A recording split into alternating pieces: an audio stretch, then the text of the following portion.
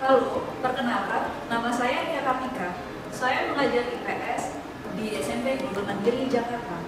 Berikut ini akan saya sampaikan terkait implementasi kurikulum Merdeka. Hai, selamat siang. Nama saya Ahmad Rizky Nurfimansyah.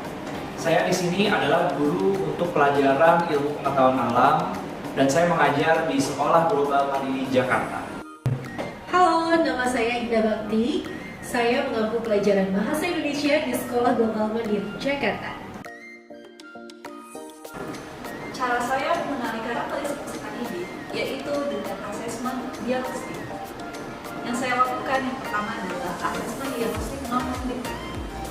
Asesmen diagnostik non-kognitif untuk mengerti bagaimana guru mencari tahu terkait minat belajar siswa, gaya belajar siswa, hingga emosi siswa.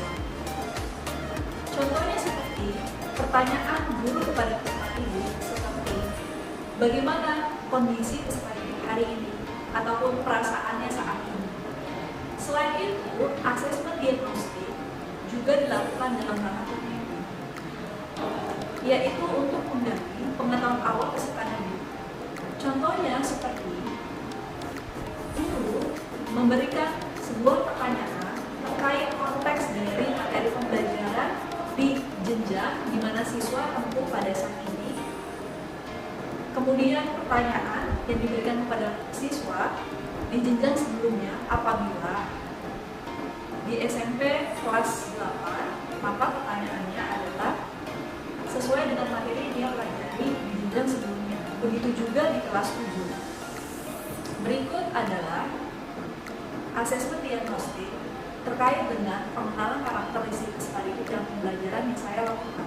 Dalam mengenali karakteristik peserta didik, di sini saya juga mendapatkan informasi yang pertama itu dari tes psikotes. Jadi di sana di tes tersebut ada hasil dari apa model dan gaya belajarnya. Di situ kita juga bisa melihat potensi dari pembelajaran atau materinya, apa keahlian dari peserta didik dan juga apa yang paling diminati oleh peserta didik. Cara saya mengenali karakter siswa yang saya ajar adalah dengan cara saya bertanya langsung kepada mereka, mengamati kegiatan mereka dan aktivitas mereka selama pembelajaran saya.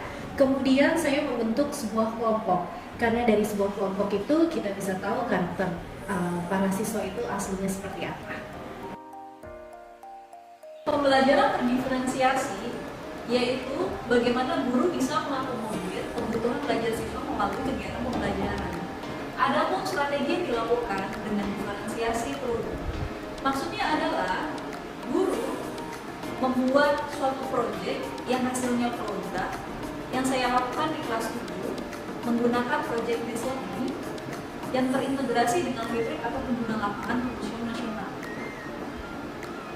Keragaman topik proyek yang diangkat oleh masing-masing kelompok menjadi cerminan bahwasanya proyek ini kaitannya dengan bagaimana ketertarikan peserta didik dalam mengekspor ujian nasional dengan keragaman topik proyek yang diangkat. Selain topik proyek yang diangkat kelompok, juga kaitannya dengan sistem penilaian yang dibuat guru yang harus memenuhi variasi dari kemampuan dari peserta didik. Oke, kalau untuk pembelajaran berdiferensiasi ya, kan berarti memang peserta didik ini pertama memiliki minat yang berbeda, lalu juga punya kemampuan yang berbeda. Nah, atas dasar itu juga ketika saya membuat materi dan juga membuat latihan soal, di situ saya juga punya tingkatnya. Jadi biasanya kalau saya di lembar kerja itu ada lembar kerjanya itu ada dari materi dasar, konsep-konsep dasar dan juga ada pengayaan. Nah, untuk pengayaan sendiri ini hanya diambil oleh peserta didik yang memang merasa mampu dirinya atau mampu men-challenge dirinya di pelajaran saya. Jadi itu yang pertama adalah kalau dari lembar kerja itu tentu sudah saya rancang supaya peserta didik mendapatkan tujuan pembelajarannya, namun juga bisa memaksimalkan untuk peserta didik yang memiliki kemampuan yang di atas rata-rata. Lalu untuk media yang saya gunakan di sini, saya juga menggunakan berbagai jenis media, pertama dari PowerPoint, dari video, lalu juga dari praktikum. Yang artinya di sini harapannya bisa mengakomodir berbagai jenis karakteristik peserta didik. Nah, jadi peserta didik yang mungkin merasa lebih mampu dengan materi yang sebagian atau yang seutuhnya, atau bahkan peserta didik yang lebih suka visual atau audio atau bahkan kinestetik, itu saya coba untuk akomodir semuanya. Jadi pembelajaran berdiferensiasi ini bisa sejalan juga dengan tujuan pembelajaran ya. Hanya saja mungkin medianya tadi ya, medianya berbeda, lalu lembar kerjanya juga bisa disesuaikan.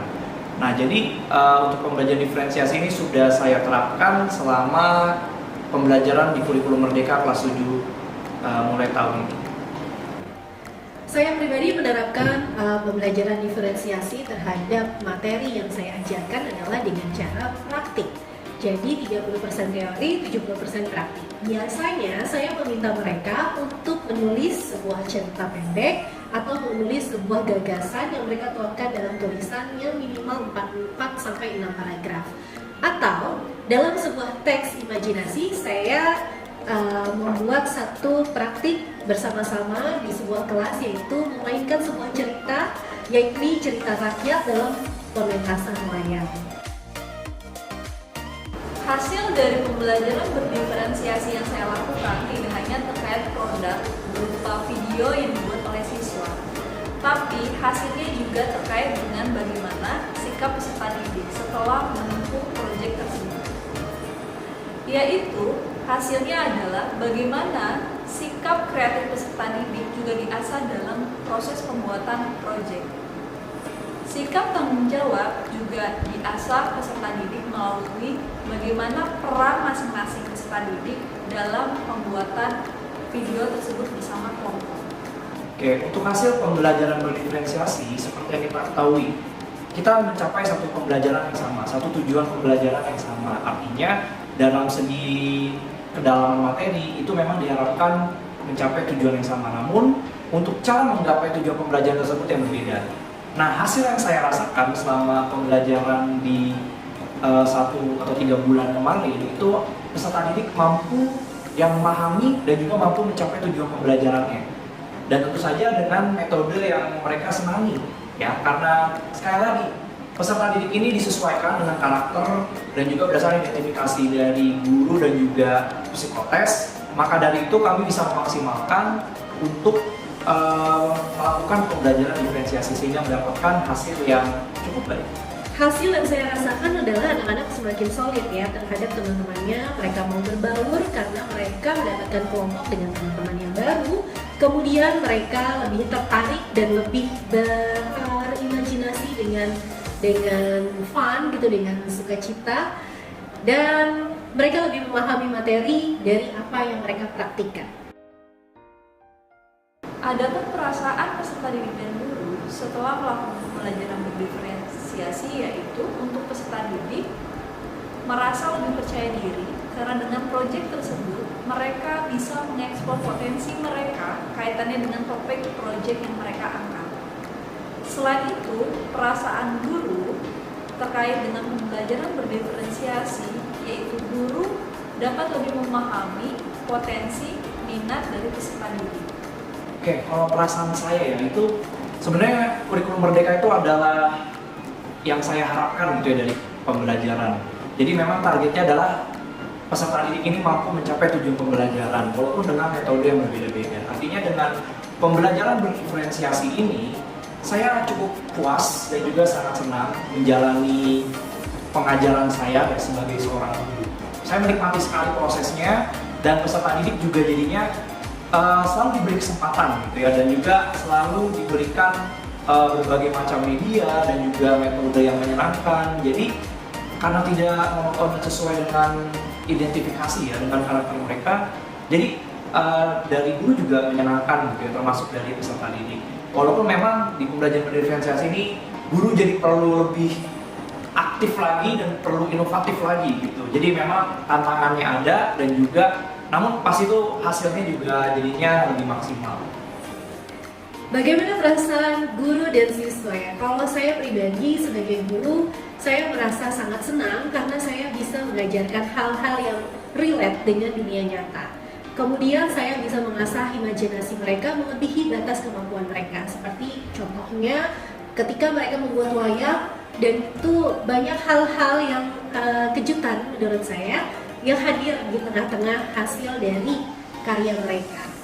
Kalau dari siswanya, yang saya lihat mereka tampak senang ketika mengerjakan secara berkelompok, mereka tampak senang ketika tidak melulu teori, tidak melulu harus membaca textbook gitu kan. Mereka senang sekali melakukan tugas-tugas mereka secara langsung, secara praktik dengan teman-teman sesama kelasnya.